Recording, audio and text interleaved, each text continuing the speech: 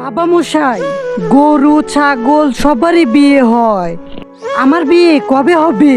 চিন্টু, মেয়েই তো দেখতে যাচ্ছি। আপনি তো প্রতিদিন মেয়েই দেখতে যান, শুধুমাত্র যৌতুকের জন্য আমার বিয়ে হয় না। এইবার যদি আমার যৌতুকের জন্য বিয়ে ভেঙে যায় না, তো আপনি ভেবে নিয়েন বাবা, এই দুনিয়ায় নাই আপনি থাকবেন, না হয় আমি থাকবো। হ্যাঁ, আমার মেয়ের মতো ভালো মেয়ে একটাও এই গ্রামে পাবেন না আপনি। অনেক ভালো, সোনার টুকরো মেয়ে, আমার কোনোদিন প্রেমও করেনি। আমার ছেলে প্রতিদিন সকালে জিম করে। আচ্ছা বড় ভাই, তাহলে আমরা যৌতুকের দিকে এগোতে পারি নাকি? রাঙ্গিলা জি, আপনি দেখেন, আমি তো যৌতুক নেওয়ার জন্য রাজি না, কিন্তু আপনি 2 চাকা একটা মোটরসাইকেল দিবেন, আপনার মেয়ে তো ঘুরবে। বড় ভাই, 2 চাকা মোটরসাইকেল না দিতে পারলে এই সাইকেলটা কিন্তু দিতে পারবো। ঠিক আছে ঠিক আছে, চলো। চিন্টু দাঁড়া, বিয়ের কথাই তো বলতেছি।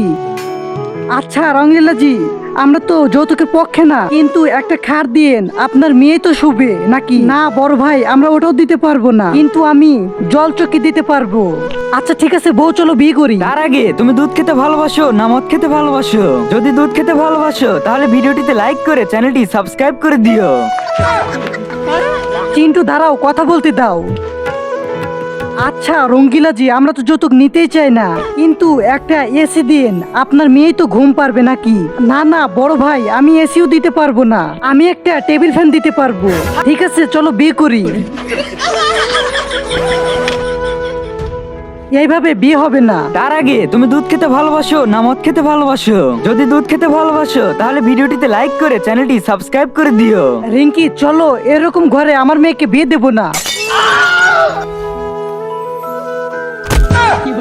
বাপ চিন্টু, তোর বিয়ে তো আমি দিয়ে ছাড়বো, টেনশন করিও না, আর আমি বিয়ে করব না।